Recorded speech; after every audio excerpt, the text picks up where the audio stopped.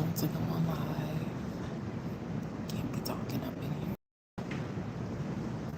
I decided to come to the library because when I was young, this is what we would do for fun. Let's come to the library, and they had animals. They had like all these really nice things to experience. So anytime I want to go back to my childhood, I come to the library. And of course, I check out a couple books.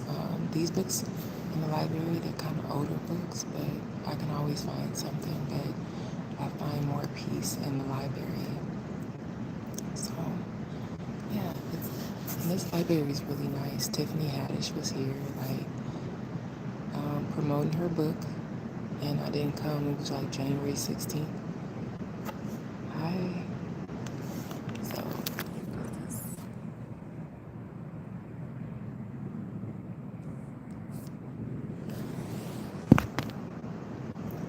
hi, Ken. How are you doing? I'm at the library. So I decided to come on live so I don't forget to come on. I just got this one is just a poem book. It's a poem book that I had when I was young, but I messed up the book. And so it's Silverstein. It's a book I got when I was a child. And then there's these more poems. Then the J.A. Shetty one. And then they don't have a lot of like upgraded books here, so you have to get kind of older books. I did have this one.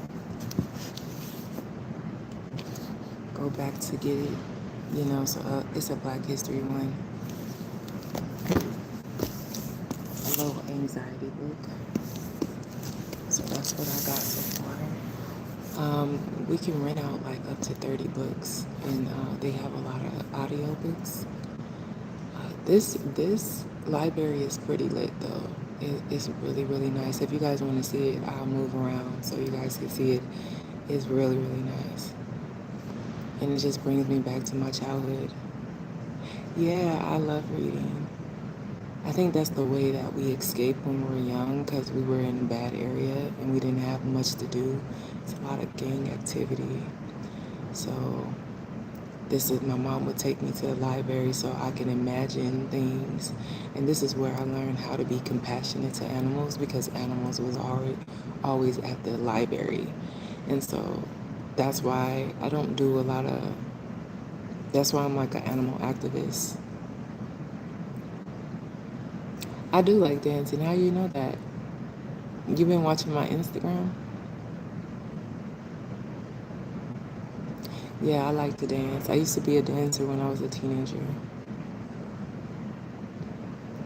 So I was like getting classically trained as a dancer when I was a teenager. So I did ballet, hip hop, and yeah, I did all of those. And then when I got like older, I just didn't do it as much. But yeah, I like to dance. I dance every Thursday actually. But you guys gotta see this library. It is super lit, like especially for the kids.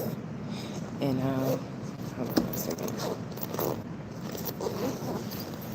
I just had to make sure I have my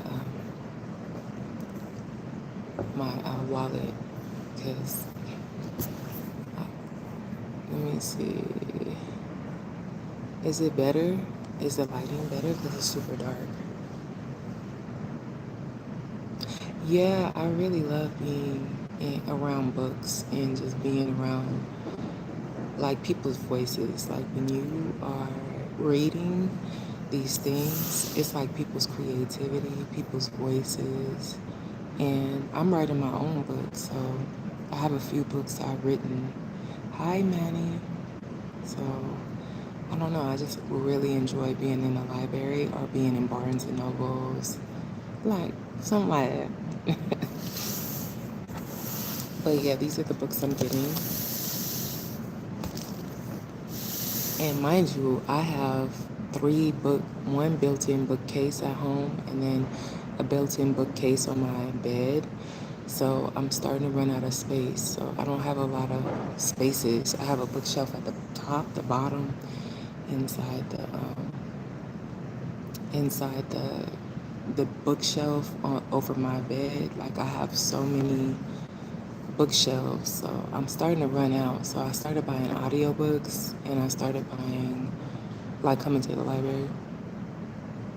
Yeah, unwinding your anxiety.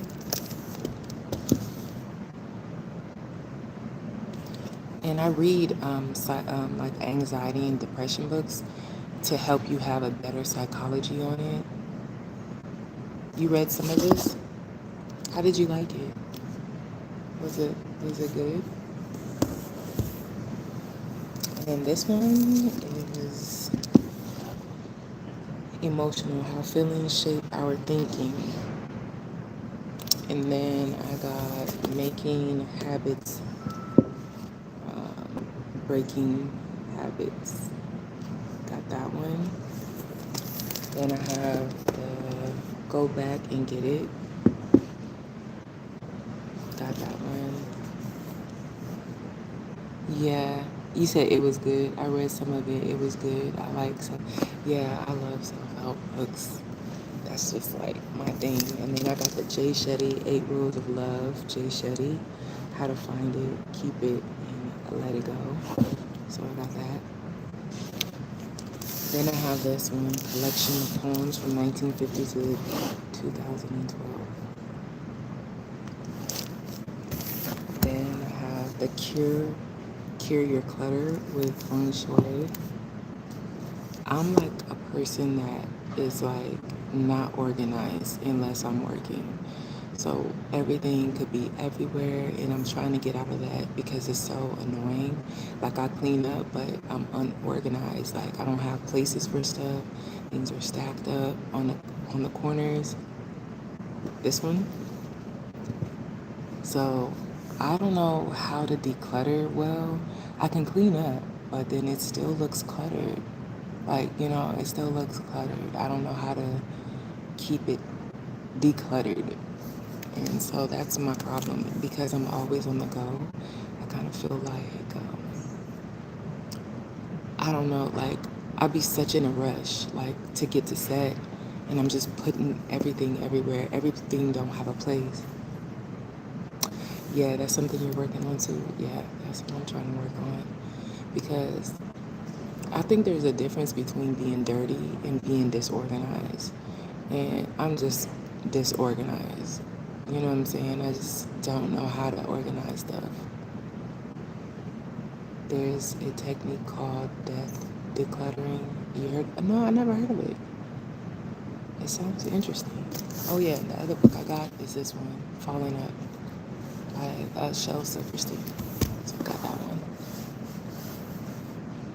Hi, Kat.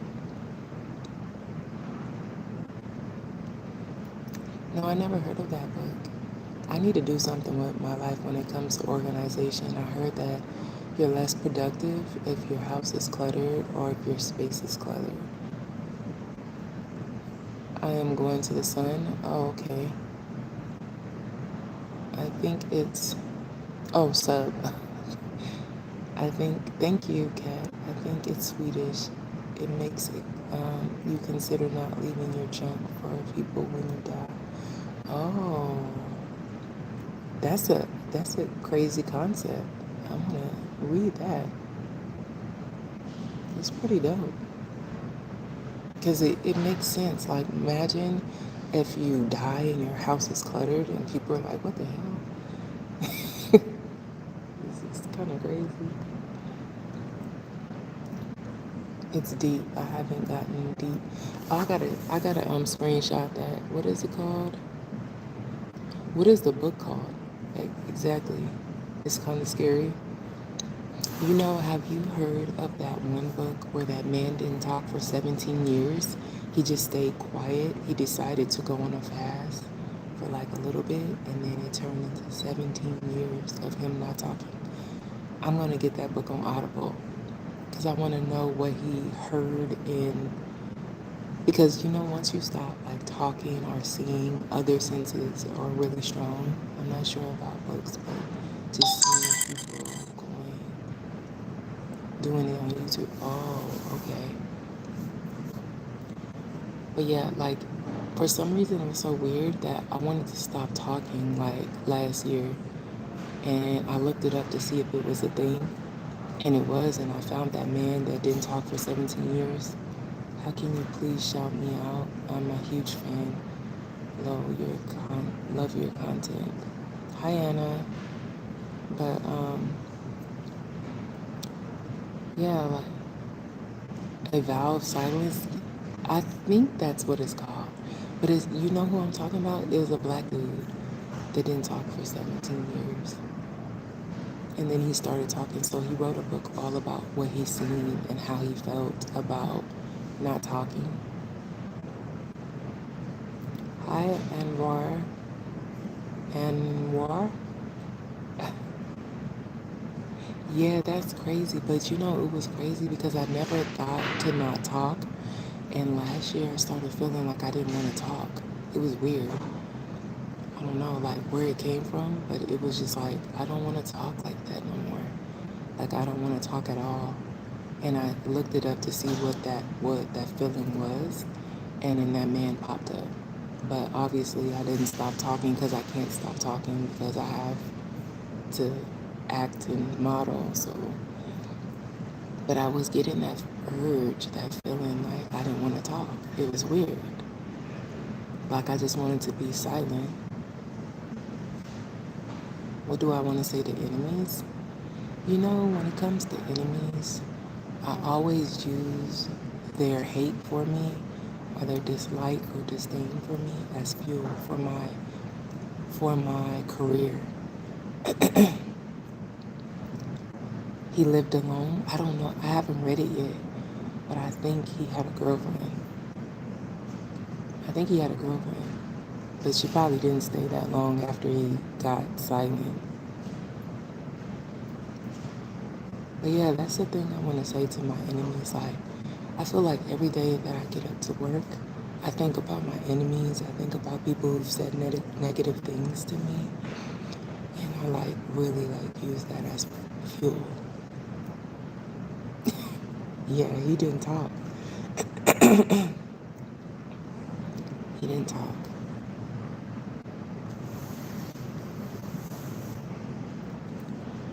So almost 20 years, he didn't talk.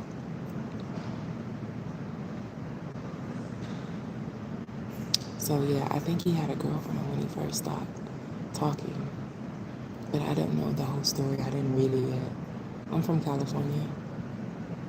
I live in California, from California. Oh, you did? You seen it? Yeah, it's just like coming into new things into my life right now. Like, I've been getting a lot of new things in my life, like a lot of new opportunity. And I'm seeing how people are moving around me. And I'm not liking it. You know what I'm saying? Like low key negative, nice, nasty comments. And people who's supposed to be your friend that's not responding like your friend. You know what I'm saying? Or people who are used to you, are associated with you. And they're like kind of wishing you bad or hoping you don't make it, low key. And I don't know why it's like that in the black community.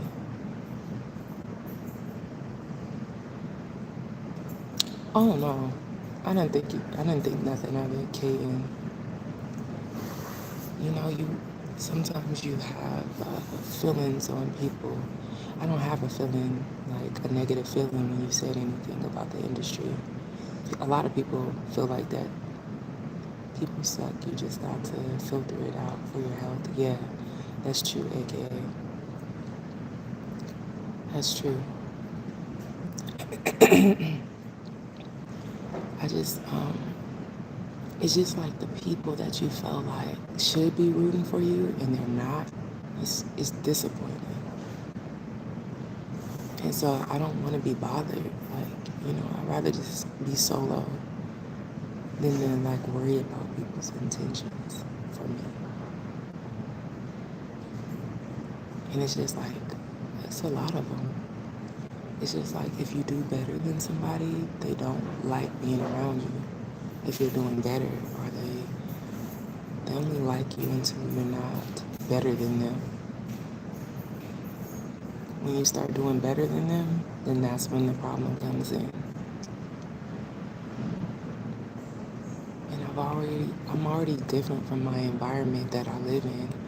So people already think of me some kind of way because I still live here, yet people are not used to me. They're not on the level that I'm going. And so it's intimidating for some people because they know I've been on TV. They know I'm doing my thing. They know I'm like striving for something. And so they try to test me out here. They try to test me a lot. And that's why I don't get too comfortable with people out here because they be saying some slick stuff, like, and I can't trust it. I'm rooting for you, but I know it will get hard. You want to be the change you want to see. Just remember, and when you get down. Oh, thank you, KN. I appreciate that. Donovan, you do a flip. Let me see you do a flip. I'm going to add you to the live. And let me see your flip. But, yeah. I don't know. It's just like, it's weird because, you know, a lot of people talk about success and they say, oh, well, I can't either. I'm sitting down. But a lot of people say success is like, you always think of success as being so great, but it's like a lonely road, honestly, because it's not the people you think is going to be there. I figured out that I give up when it gets hard. I can't deal with BS anymore. You know, there was this book that I'm reading now called Atomic Habits, and it's called like you have to pick out what you're doing wrong, and mentally it helps you to be better. So I've been doing that. Yeah, I've been doing that a lot.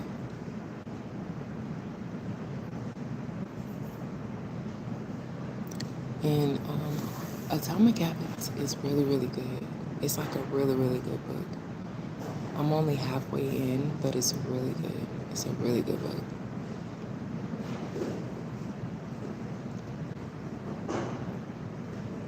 But yeah, like people just say negative stuff, like just negative every single time. Atomic Habits. That's a really good book. Yeah, you gotta read that. It's the bestseller too. I think it sold like so many millions and millions of copies. How are you feeling today? I'm good. Rebecca, how are you?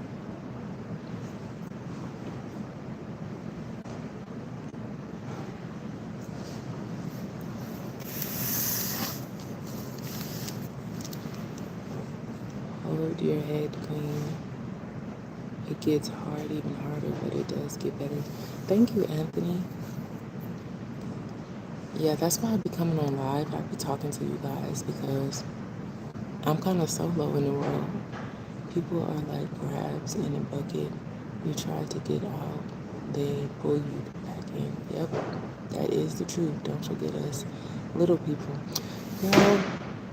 Girl, I ain't gonna never forget y'all. You look good, pretty lady. Thank you, Rebecca. Got engaged. Did you get engaged yesterday? Congratulations. That's so cool. That's so exciting. I remember when I got engaged. It's an exciting moment. That is so cool. Make sure you take lots of pictures for your wedding. Hi, Tala. Tala. Have a great day. Stay you. Thank you, aka. Pray, pray, pray, Anthony. All day. I always pray. Definitely. Tala. It's a pretty name. It's kind of like Nala. And I like the name Nala. I used to think that I was going to name my daughter Nala if I ever have daughter. But then Holly Berry named her daughter Nala. So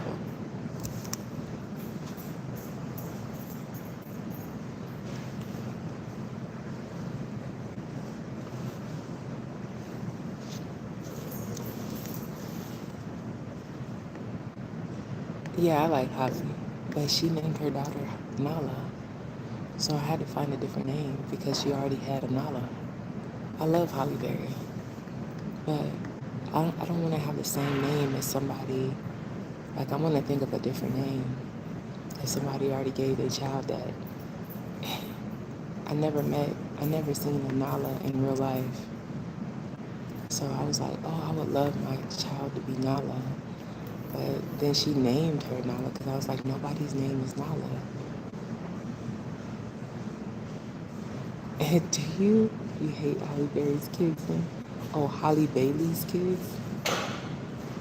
What, what is his name? What is his name? Because it's a boy, right? Halo. Oh, that's a girl's name, ain't it? Ain't that a girl's name? That's like a girl's name. Isn't it a boy? I didn't know. Did she have a girl or did she have a boy?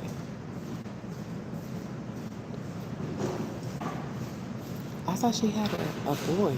Is it Halo?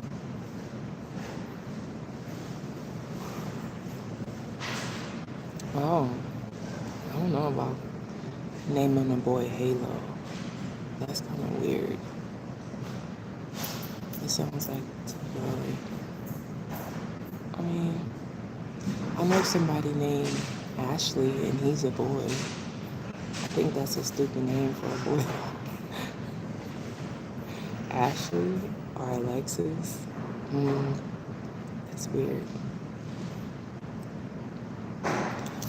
And you know that they're gonna get teased in school with those stupid names for boys. But like, I used to have like all Samoan names for my kids' names because I was with a Samoan. DDG was calling me a baby nigga already. Really? Are you serious? I don't like him. I don't like DDG. I don't like DDG. I think that he is jealous of Holly Bailey. I think he's jealous of her. I can tell. I used to have a husband like him, so I can identify those traits. He's not like happy for her, for real, for real. Oh, I'm sorry to hear that, Rebecca. But yeah, like he's not. I used to have a husband just like him from Texas. Oh, okay. My ex-husband is from Texas. He's from Texarkana, Texas. We got married in Texarkana. He was showing the baby playing a little piano and was like, look at this little Ann cooking. I don't know what's wrong with DDG. I never liked him. Like back in the day when I used to watch YouTube and he used to be with that other girl that's real pretty. Like she's a little petite. She's like light skinned. I forgot her name. And the way he treated her, I was like, if I had a daughter or sister, I wouldn't want DDG to be with her. I just did not like him. And I was like, I don't like how he treated his sister. Remember he used to do those pranks with his sister? And I hated that. I hated those pranks. How he was trying to be controlling with his sister. I heard he's 27. I don't know how old he is. Yeah, I used to watch him when he first came out with his YouTube. And he was really, really rude to his sister and the girl he was with. He seems younger. No, I think he could be close to 30. But he's not a good match for Haley or Holly. He's not a good match for her. she's gonna learn the hard way because, everybody was trying to, like, well, everybody kind of close around me was trying to tell me about my husband before I got married to him. And I didn't listen. And then I found out shortly after. And it wasn't like my close friends. It was like my mom trying to tell me, like, you need to relax and wait a little bit, see if this is really what you want to do. My mom was trying to warn me. She's seen the traits already. And I was just like, no, I want to get married. Went and got eloped. And I seen exactly what she was talking about. She was right. She was definitely right.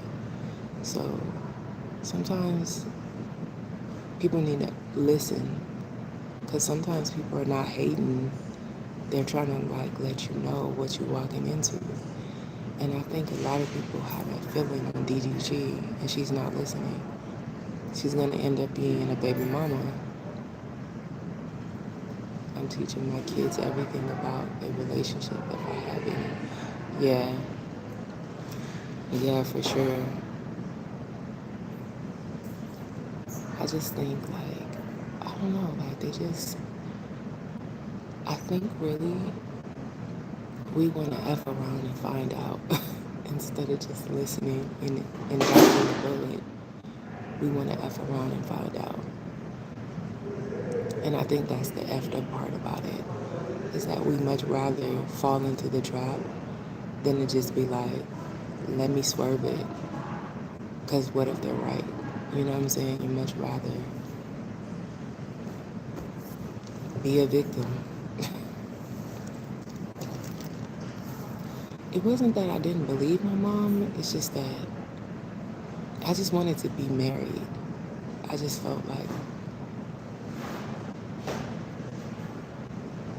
she just said, I think you should wait.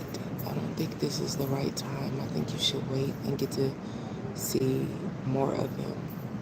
And she was like, I don't think you should elope. I think you should wait. And I said, no, this is what I want to do. She's like, Amber, I'm trying to tell you, I think you should wait. But if you don't want to wait, I still respect your decision. And I was still, she bought my dress. And nobody knew in my family. And then my auntie called and said she had a feeling I never told my auntie I was getting married. She called right when I was getting on the plane. So there was just a lot of things that was trying to warn me that something was wrong. And I just went right past them, right past the red flags. See if I feel like more could be said. Parents do their best though, yeah. And so she didn't know for sure what it was, but she had a feeling. My auntie had a feeling. I kind of had a feeling. And I just like, nope, I want to get married. This is time for me to get married. I want to be married. I want to have kids. This is my time. I'm not going to let nobody stop it. And I got married. And it was a disaster. Yeah, well, she really didn't know what could happen because she hadn't seen him in years. I had seen him. No, we had got in touch and we started talking again. And we got married within 3 months. We were married within 3 months of talking. So it wasn't much she could tell me because she didn't know much about what was going on. But she told me to wait. And I was just like, no, I don't want to wait. And I paid for that. I paid for that greatly because I don't, I feel like, oh, I didn't know he was sitting there. But I feel like I don't regret it, but I do. I don't regret that he made me a wife because I got to experience feeling that honor of being somebody's wife. And I would have never experienced it otherwise. Yeah, I left without children. I think he wasn't.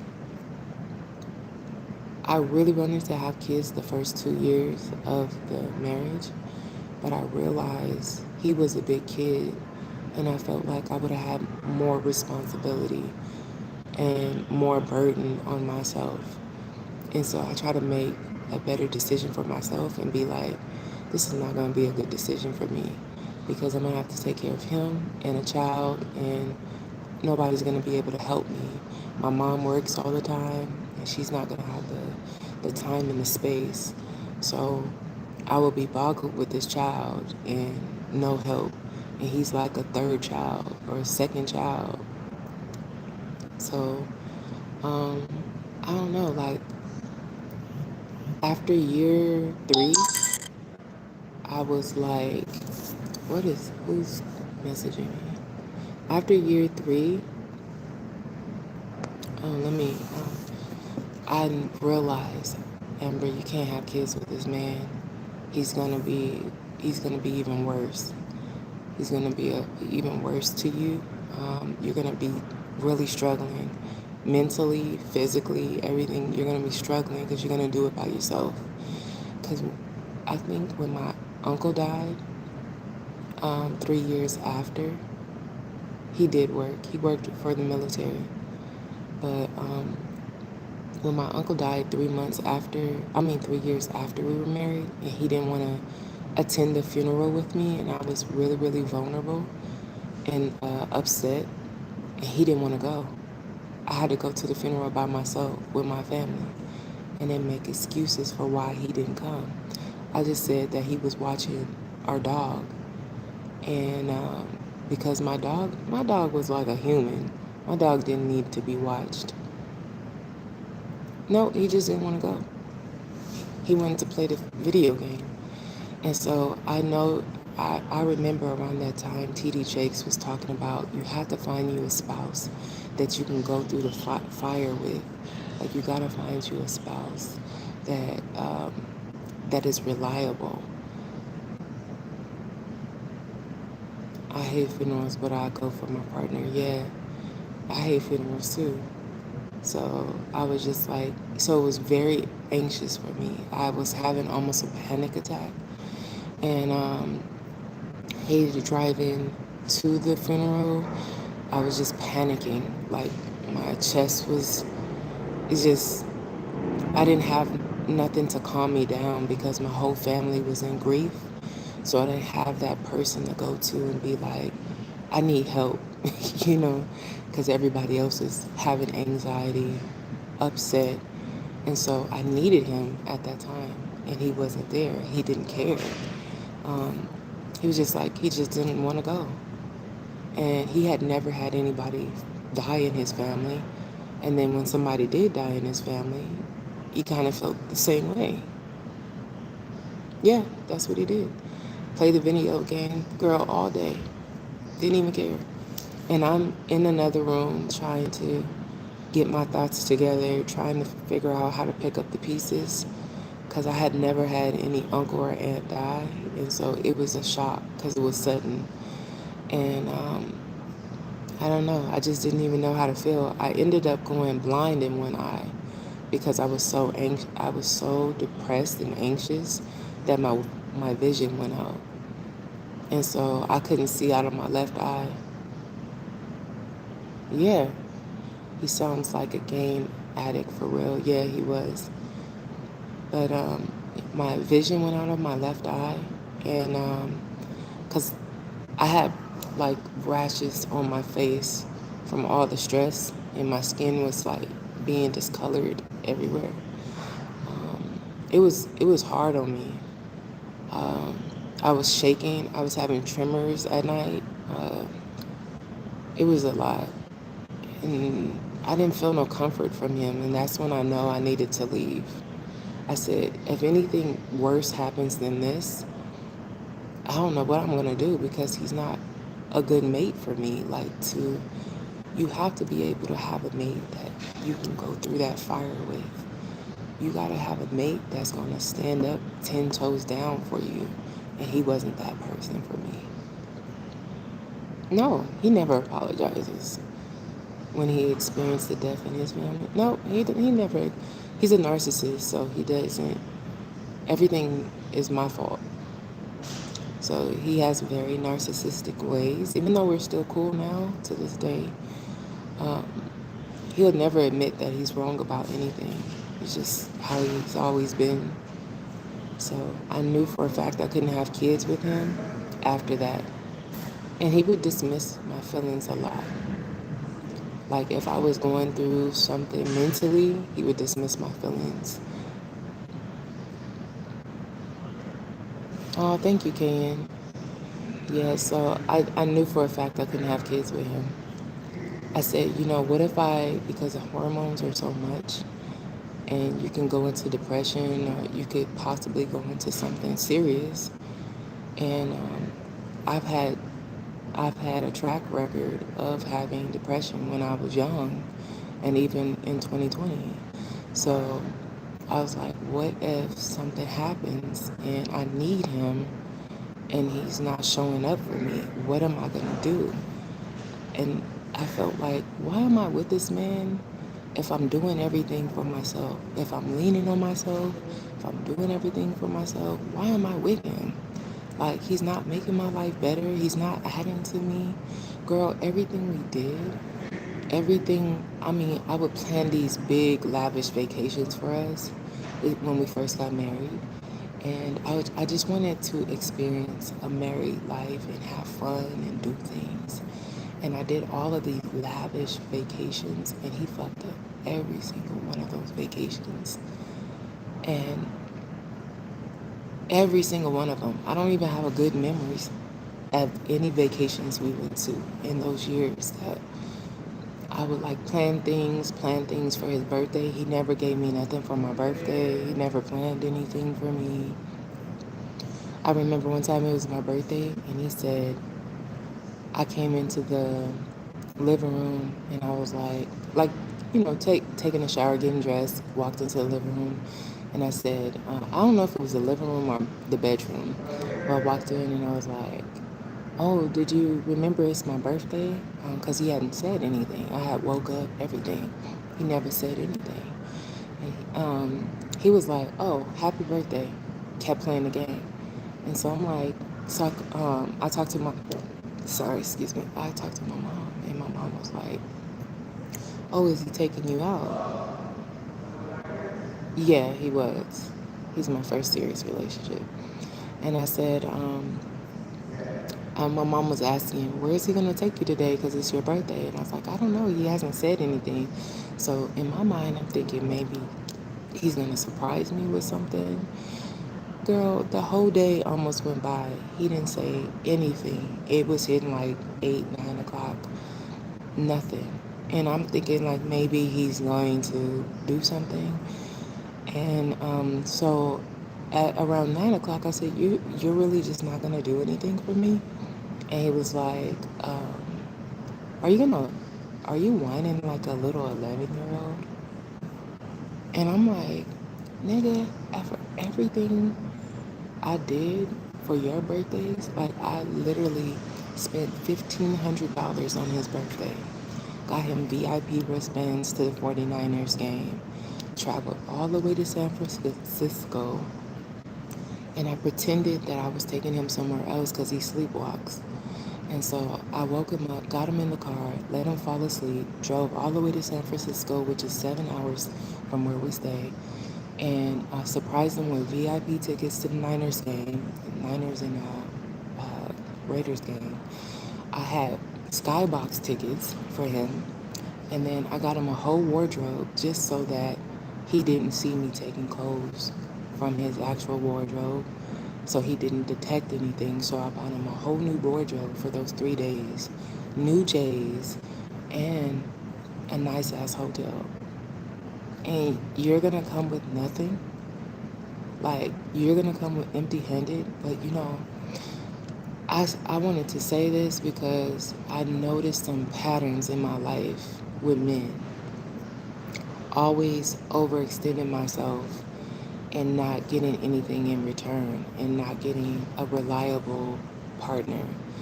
And so the Atomic Habits book made me realize that I needed to identify some of the stuff I'm doing that's making partners in my life you know, react like that. Because even the Samoan guy, he wasn't a reliable person. You know what I'm saying? Like, he would leave me hanging. I remember my 23rd and my 25th birthday. He was like literally left me hanging. And so I have a track record of being with people who are not pouring into me, and me being way better, in a way better league than they are. And so because I don't run after money, I try to run after like the person's energy and how they are and stuff like that. But these men literally, like my first relationship with him, I was overextending myself. And I realized, like, Amber, you're not allowing them to prove themselves. And if they don't prove themselves, you don't need to be dealing with this. And so now I'm learning after reading that book, like my next relationship, a person is going to have to prove themselves. And all the relationships I had, a lot of the men didn't have a direction in life. Like they didn't know where they were going. They didn't know a 3-year plan, a 2-year plan. They didn't have a lot of money saved up. They had a broke mentality mentally. And so I had to identify those things so I don't keep making those same mistakes. And even a Samoan that came on here, I don't want you to get mad. Oh, go ahead, girl. Go ahead. Go ahead, girl. I'm not gonna get mad. But yeah, like um, pouring into like different situations. I don't know. Like I had to stop pouring into people. Like they'll show me so much for for a little time period, not enough for me to see if they're gonna really be reliable. But I noticed that yeah, I like more of a rougher guy because I don't like feminine guys. I like more rough around the edges. That's why I said to, you gotta talk to lames. What do you mean? That's why I said you gotta talk to lames. Oh, like preppy guys. I talked to, my ex, like Braxton. Oh, my ex-husband was like a Braxton. All the other guys I dated was rough, but they all still had the same traits. I all still attracted the same thing. No matter if they was a Braxton or a hood nigga. They all had the same traits. Unreliable, not showing up for me when I need them the most. And so I had to take a step back. And that's what I'm doing now. Like, take a step back, reiterate, like, re think some things, and not keep doing the same thing with the same guys and the same type of guys. And so I made a list of all the men that I dated and talked to and was in relationships with. And I noticed that their patterns, the same patterns as my dad. Like, my dad is unreliable. My dad is not actively a person that I can rely on. And so they have a lot of the same traits as my dad, and my dad wasn't present in my life. And so I had to figure out, why am I keep on dealing with people who are not showing me enough? Because I'm more than enough. Especially with these men. These men, I'm way out of their league on a lot of these men I date. I already know. And for them to still be treating me like, you know what I'm saying? So I've dated people that are higher, in a higher league, and they were trash. Dated people in a lower league, and they were trash. Yeah, you just gotta heal your daddy traumas. I have the same problems and mommy issues. Yeah. I think right now it's all about healing in my career. It's not about like being with somebody right now. I really want to attract the right person. Um, the other guy that I was telling you about, he needs to heal. The one that I'm more than likely to be like looking more towards, um, he needs to heal. I need to heal. And you always like point out other people's. He's good. He needs to get his life together. you know what? I could have just gone that way, but I was just like, I stopped because I read Atomic Habits. I don't need to be dealing with him right now. I need to be dealing with myself right now. He needs to heal completely, like with his life. His life is not where it needs to be, and we don't need to be doing anything yet. And if life so happens to come back around when we're both in the right space, I think that's the best thing. I'm not gonna move the same in 2024. I'm just not. I'm not moving the same. So now I'm coming to an understanding, like the opportunity is there for me to talk to him and to be with him, but I'm not gonna take it right now. So I just feel like this is time to like really change my life. I need to declutter my house, my mind, be focused on my career. I have really good news for my career. I haven't said anything yet, but I'm just waiting for everything to take shape and form right now. But you guys will see it unfolding because I have a lot of good news, a lot of things happening in my career, and I need to stay focused. I need to attract the right type of person. A person that is all about me, like putting in a lot of energy into me because he's stable. When people are not stable, they can't pour into you. That's what I realized. A lot of these unstable men can't pour into a relationship because they are in survival mode. You know what I'm saying? So no, I'm not accepting nothing or just anything. I'm not accepting the old stuff I used to accept. Just not doing it. Because all of the guys I've dated have been unreliable in so many ways. Super unreliable. Not, and one thing that I really need in a relationship is a person I can rely on, a person I can trust. If those two things are not there, I don't want to be with nobody. Like, you know what I'm saying? So, let me see. Ooh, 18. But yeah, like, I'm learning. I promised myself this year, I am not going to make the same mistakes I've been making all these years. This year is going to be a changing point because I have done the same thing so many times and it's time to stop. And it's not just about relationships, it's about everything, just in general. I found that it's out there. I found that and I never thought I would. Yeah, it's definitely out there. And and some when I think about my life, I think about how much I have put so much emphasis on relationships, almost as if it was like a career. Like looking for that right person to build a family with. And now I'm not so much like that right now. Now I'm like, how do I heal myself? And how do I be in a good standing with myself without thinking about a relationship or a family?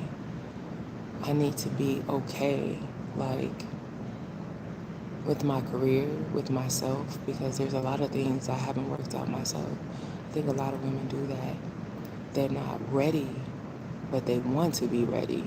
And they're forcing themselves to be ready for a relationship when really they need to figure some things out. And so that's where I'm at. I need to figure some things out before I hop back into anything. And I'm not going to be with him until he actually goes to counseling and I go to counseling. That's a requirement now. If you ain't going to counseling and we ain't going to counseling together as a new relationship to see where it's going, we don't need to be together. That's just facts. I don't want these generational curses to be in my kids. Sad news is you might find someone when you stop looking. You know what? I think that always happens. And, who knows? You know, like I have a mentor. She's kind of like a reader, and she has some predictions for me. Yeah, you said that crap happened to you. Yeah, it happens like that. That's how I found him. That's how I found the last one. So very unexpected. Wasn't trying to be in a relationship. Very unexpected. Right after kind of my divorce.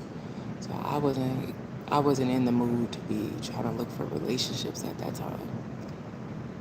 And so he caught me by surprise. But one thing is, I noticed that I have to make sure my standards stay a certain way. Like, don't come down off of any standard that I place there. Um, don't give nobody passes, and don't lower your standards. That's rule number one.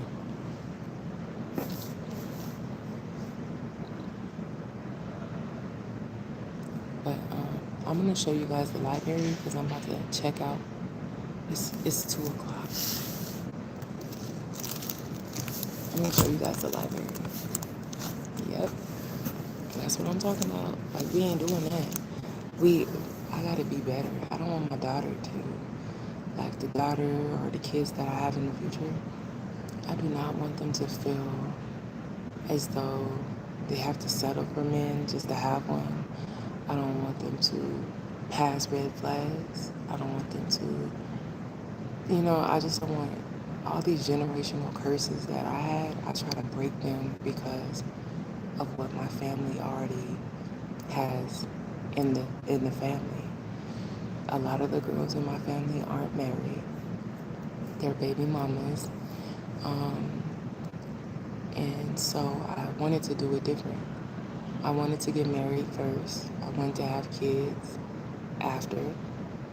And that's the way I try to do it. It didn't work out, but I just didn't want to be a statistic. So I try to stay 10 toes down on that.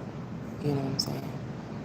And so I was like one of the only ones that got married in my family. Um, and I felt proud of that because I felt like I was breaking generational curses of how everything, like my whole existence right now, is breaking generational curses. Yeah, you said it's funny how we hard on ourselves, yeah. But my whole existence was breaking these generational curses. And that's why I model, that's why I act to find generational wealth, because that's not in my family. I was the first one to graduate. I was one of the first to graduate college. I, was one of the first to get married, one of the first to have an actual career, like a real career that you strive for, and not a 9 to 5.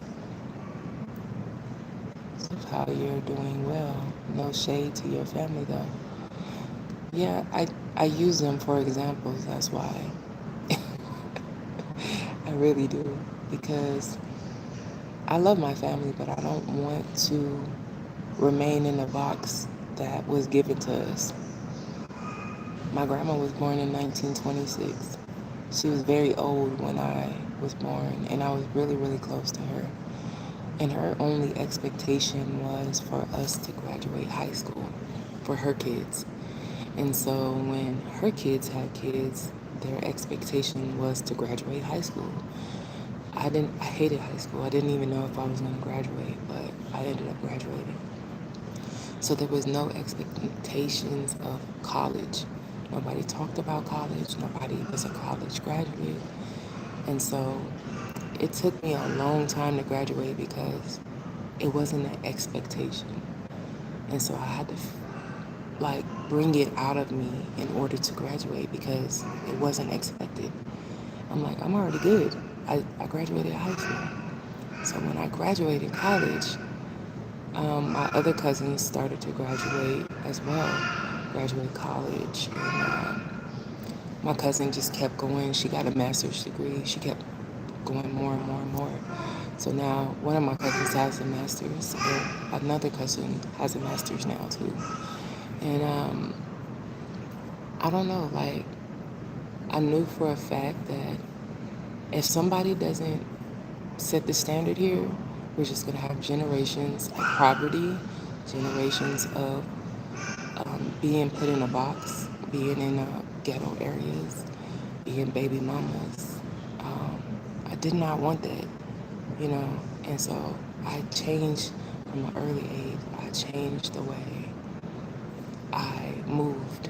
I knew early I don't want this type of life, you know, and so I was like 3 or 5, just looking around my surroundings like, I don't like this.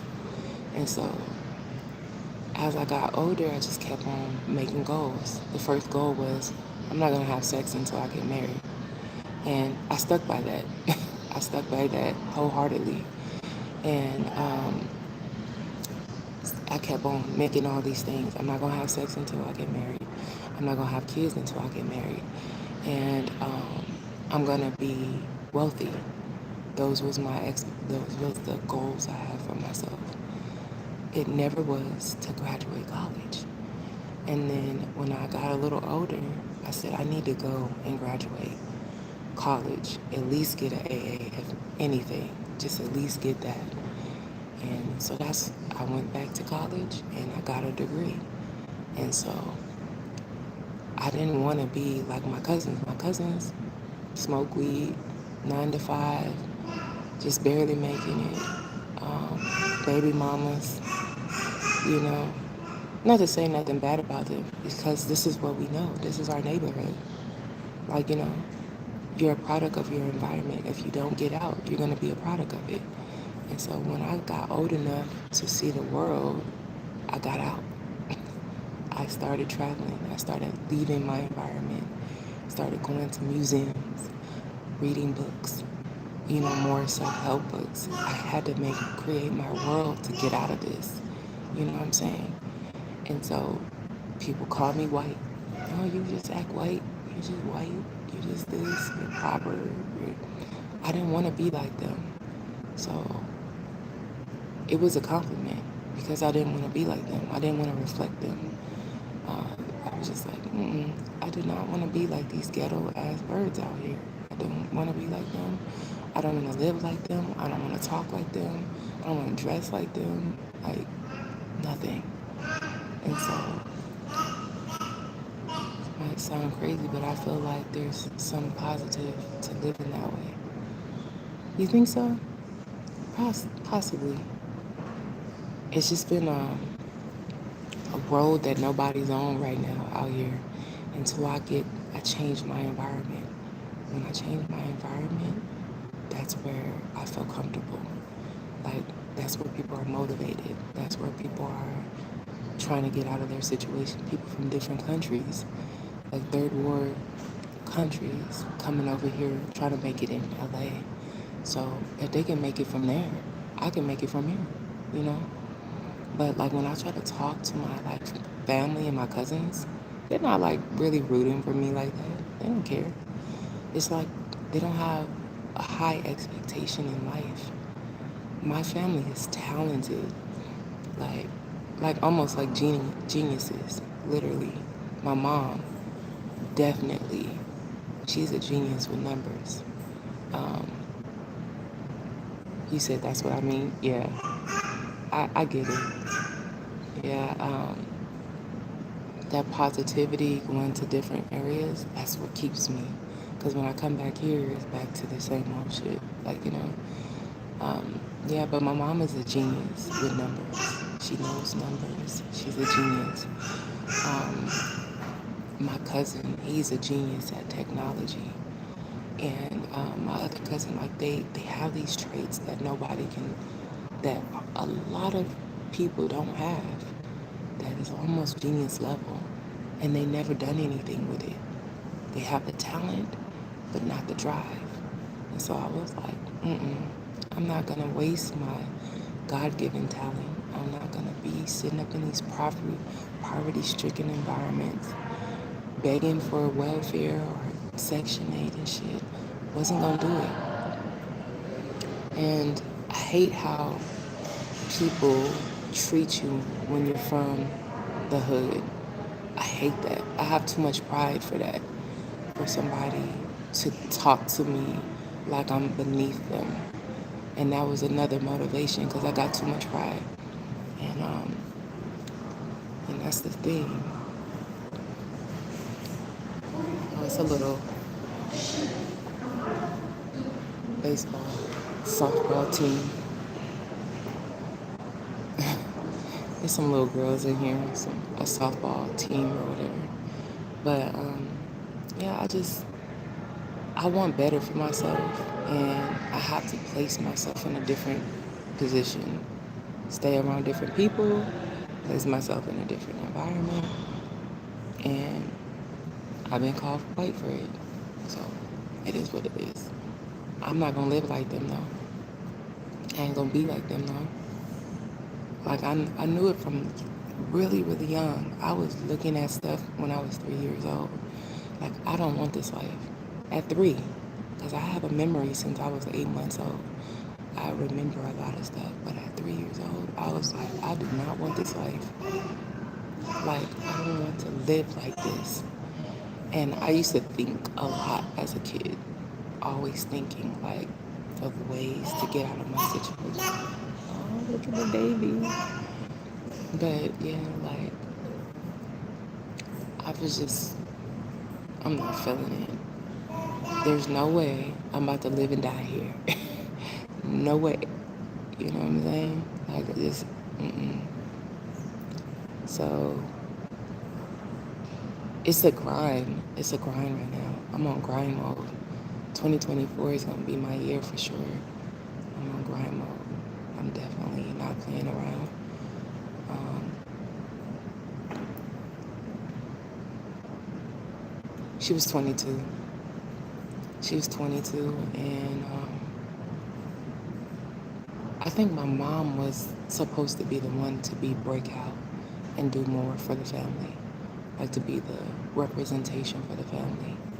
I think because she had me so young that she gave up all of her dreams.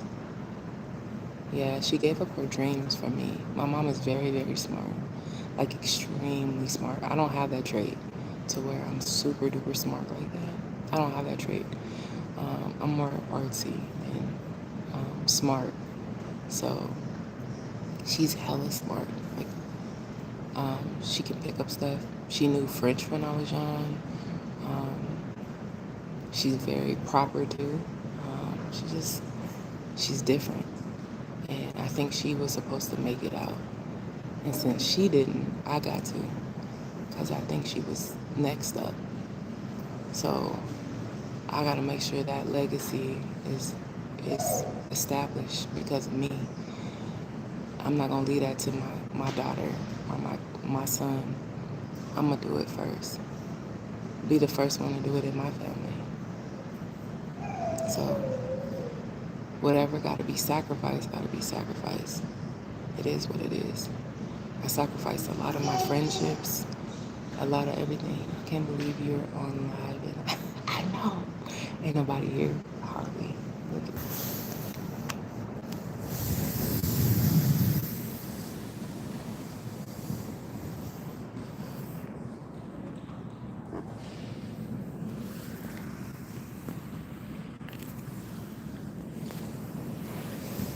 Girl, ain't nobody here. I'm about to check out these books. Oh, my knees are bad. Today I went and got my knees checked out. They're giving me a brace. So we'll see how that goes. She's so cute. I want to check a couple more books and see before I leave.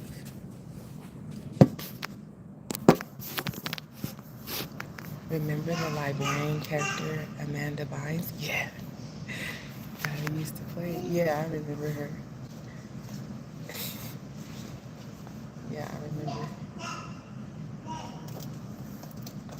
I used to watch all that all the time. And I used to watch all that. All that. Yeah, but I remember that, the librarian. too. This one is Don't Get Too Comfortable. I be getting a lot of books when I come here. Because, oh, look at another feng shui. I need more control over my life, so that's why I'm looking at feng shui. One thing about me, I'm a better myself. Like, any chance I get, I'm a better it. Definitely. Because, I mean, I don't want an effed up life. Like, I don't. Who wants that? She's been in my mind with you talking in there. Oh. Yeah. She's sick, ain't she? She has mental health issues.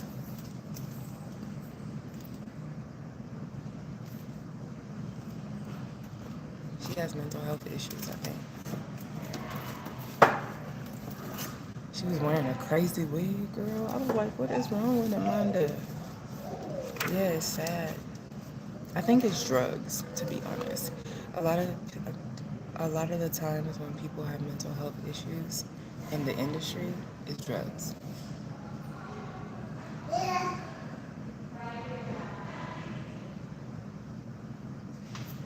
Yeah, usually it's drugs.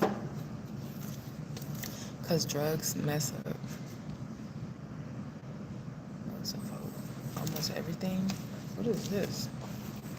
But, yeah, it's usually drugs. And that's all that is. She was probably abused too. Yeah, a child actress. That's normally what happens. Usually.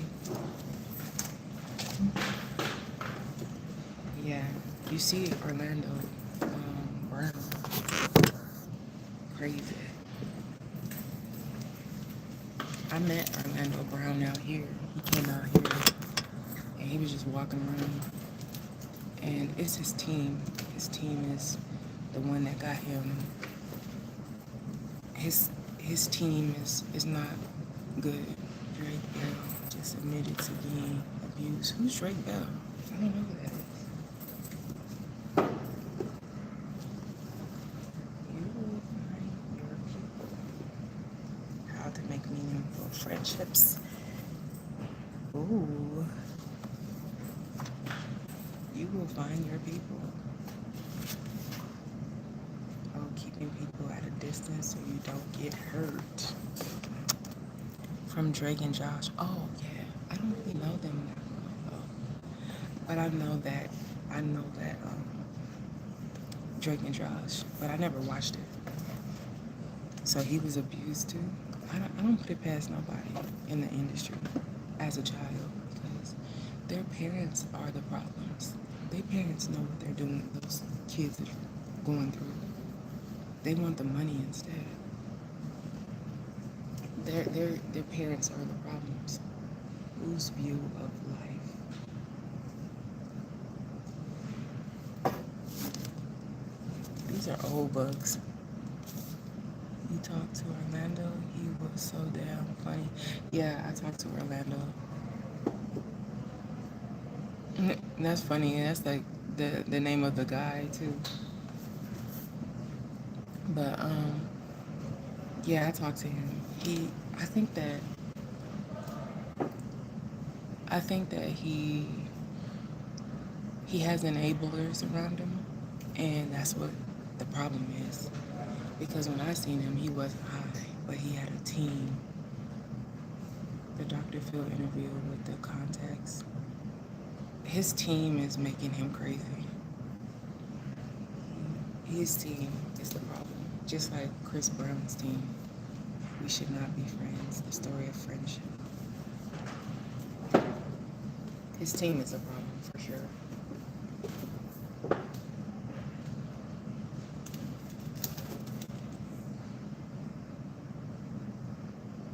Theater. How I make a million lost to get my life in shape. No, you know how, like, say for instance, if you out, like, this is what I've seen with my friends, right? This is what I've seen with my friends.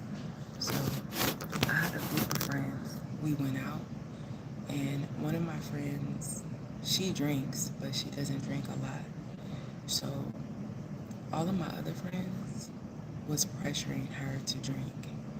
And knowing that she can't handle liquor, they just kept pressuring her to drink and buying her shots. She got so ill that night that they had to take her to the hospital. And I feel like that's the same type of thing with Orlando.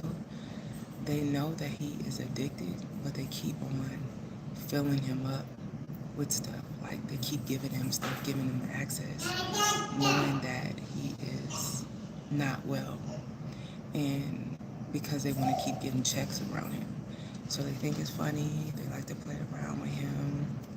Instead of telling him, no, this could possibly kill you, this could possibly hurt you, they're going to keep feeding him. You know, he might want it, but you know, when you have a friend and you know they're addicted, you're not going to keep giving them stuff or letting him be accessible to it. And I think that's what's happening. I think that these people are not trying to be real friends. They're trying to get paid. And so when I seen him, he was around a bunch of enablers. Like, oh yeah, just keep doing that. Just keep, you know, like, while they're sober. They're sober, but he's not. That doesn't make no sense. Yeah, he was. When he was on Family Matters, he was so cute. He was super cute when he was on Family Matters.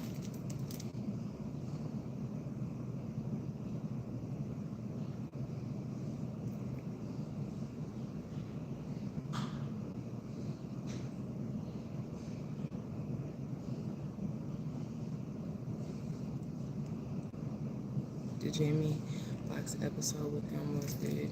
I don't remember that. I used to watch Jamie Foxx, but I don't remember him being on that show.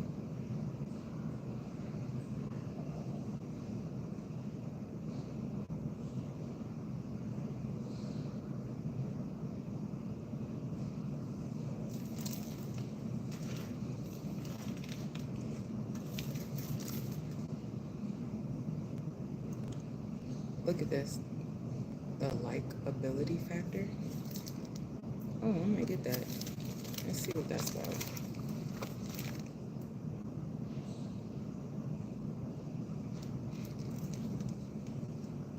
You saw it last year?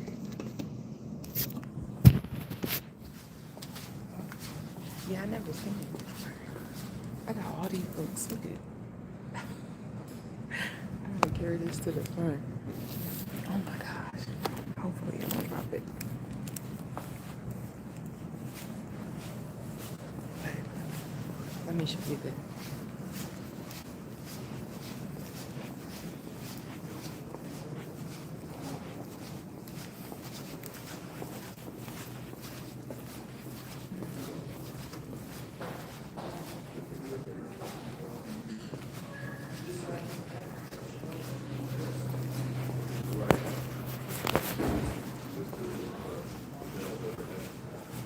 I feel like he was making the adults buy him beers and talk to grown men, like he do now.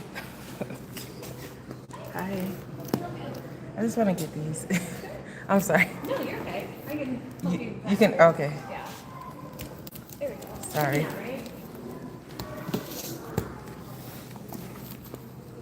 Look like my phone is about to die, you guys.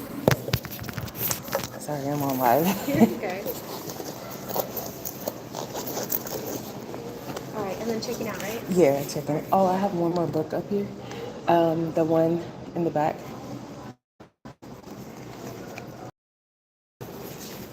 Yeah, I just realized that Okay. weird connection. This one? Yeah, that one. All right. All these books. Yeah, I just realized the weird connection. Can I have your first and last name?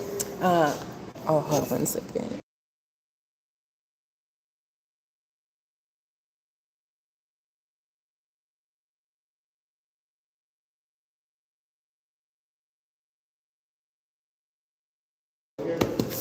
Okay. It's my little library card right here.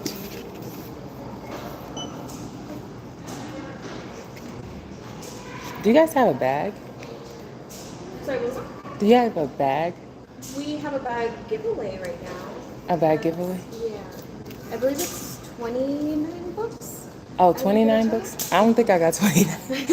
check. I think I have what is that, 10? 1, 2, 3, 4, 5, 6, 7, 8, 9, 10, 11 books. Oh, I'm kind of close. Alright, there we go. This makes it a little odd. I'm halfway there.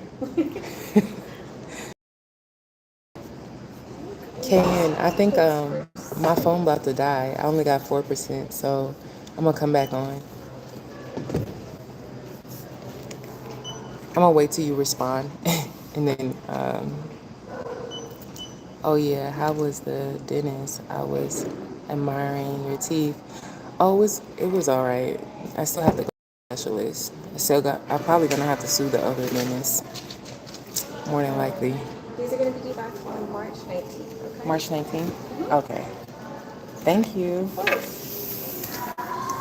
Oh, you already used it. Okay. Okay, we're gonna try to balance this. Okay. Okay, talk to you later. Bye, you guys. Okay. Sorry. Have to I know.